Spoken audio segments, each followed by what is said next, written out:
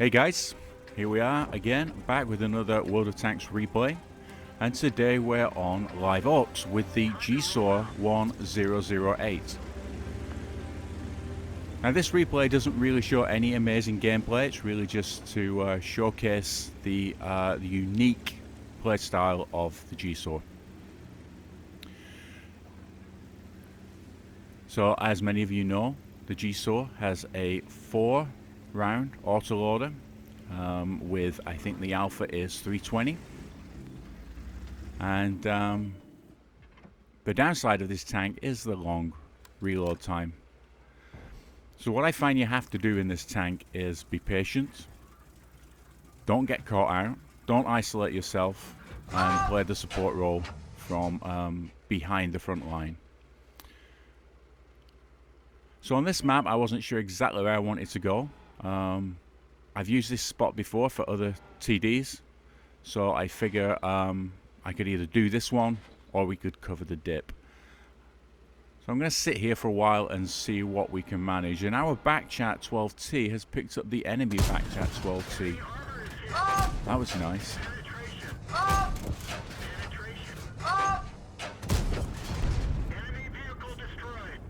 Nothing more to be said about that, is there? Very unusual to clip out a whole tank. What I find with this GSOR is the aiming circle, even when it covers the whole tank, it doesn't necessarily make contact. So I don't know what's going on there. But in that case, we hit all 4 shots. And that's one of the enemy lights out of the battle right at the beginning, and that's good. What you're seeing now is the reload time. And I'm kind of disabled. It's almost like having your ammo rack hit or your loader out of action. It takes so long. But now we're back in the game, and oh, look at this, another cheeky light tank. And I missed that shot, but that was my bad marksmanship, I guess. We got him that time, and that time, and we finish him off. So in the first couple of minutes of this battle, we've managed to take out both of the enemy lights, so that should put us on a good footing, although to be fair we just lost one of our lights too. As long as we still have the backchat 12T, I think we should be in good shape. So again, while we're reloading, assessing the map and trying to make a decision on where we should go, and I consider falling back a little. I'm not sure what's going on in the dip. It looks like the enemy may win the dip. And you can see me undecided, back and forth there, back and forth. But what I'm going to do is move back to the 0 line. I'm already anticipating our allies falling. We just lost one of the TDs. I expect the other TD is going to hightail it out of there any second. And I'm going to run over and hide in this bush here and hopefully remain unspotted and wait for the advance. And sure enough, yeah, that Scorpion is running back out of the way. So we've just got 3 mediums sat there now, holding the fort, and we'll do what we can to support them, although I don't think we can get eyes on any tanks from where we are.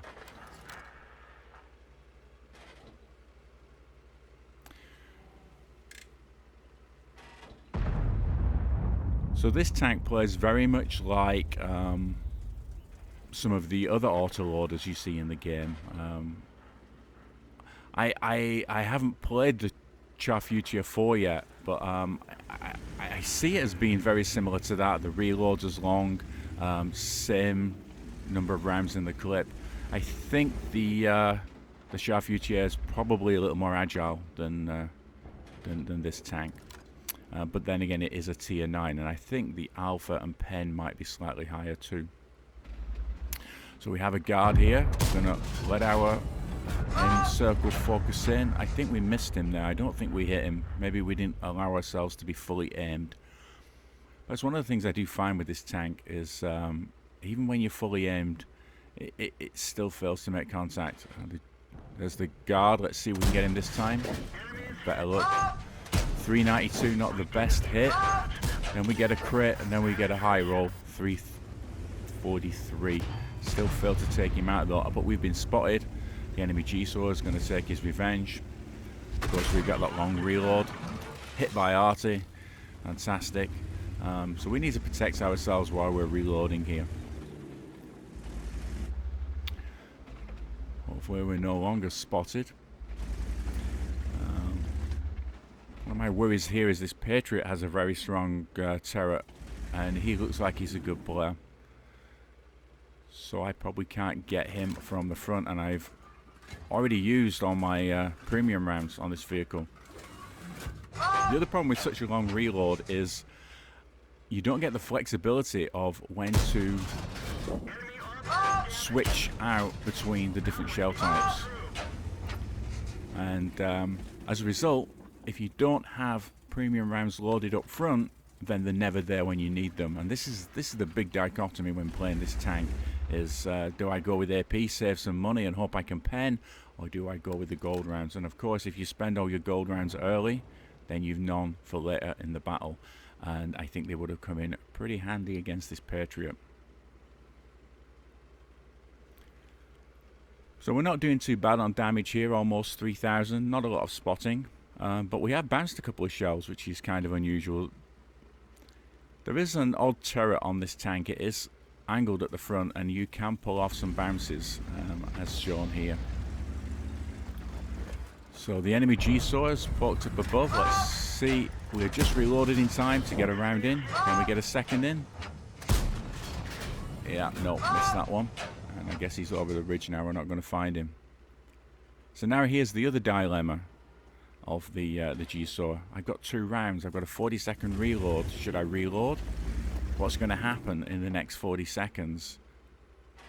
And I'm kind of almost on my own here. I've got the Scorpion behind me, and I'm kind of thinking, the more time I waste not reloading here, you know, it's a hard decision to make. So until I know I'm safe, I don't really want to lose these rounds. Luckily, we're doing well in the city up there. And of course, our Batchat 12T is now near their cap and has killed their Artie, so I don't have to worry about Artie fire anymore.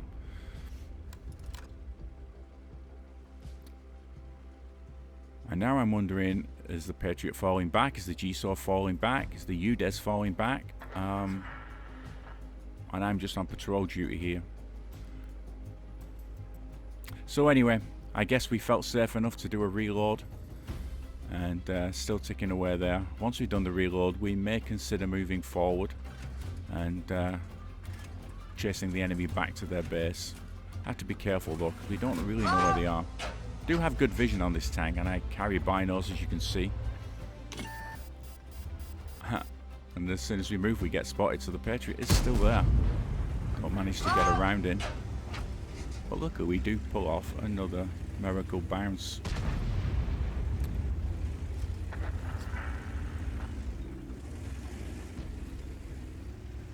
Not sure what to do here, whether to move forward, whether to move back. Don't know where that GSOR is, and hit with a full clip, he can take me out. So I'm still very tentative here. Until the heavies start pushing further south on that side and maybe spot some of the enemy tanks, I'm still a bit reticent to move forward. I think we'll wait to see what happens with this Patriot. And again, I'm down to 3 rounds. Do I reload? Do I hold on? I don't remember how many hit points that Patriot was on, and there we have the answer. So I could clip him out with the 3 shells I have. I can certainly do it now because he was just hit by, I guess, either the VK or the artillery. I'm not sure. But where's that GSOR? Is he just sat there waiting for me to make a mistake? Well, the rest of our allied tanks are moving in, so I'm going to move it in also. You can see we don't have bad speed on this tank. You know, it's 50 miles an hour there. I don't know what the top speed is.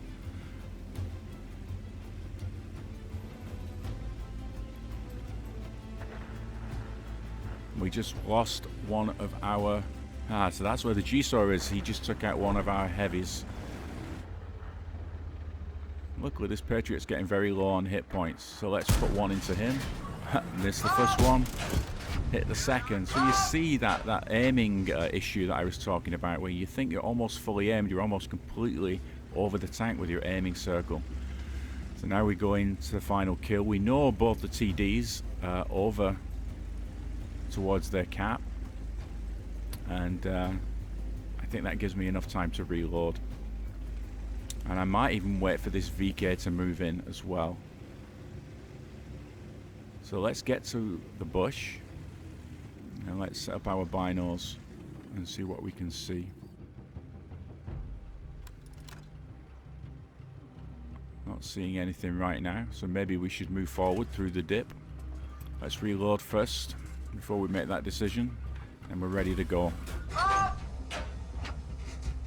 And just as we're about to move, we spot the UDES and we finish him off.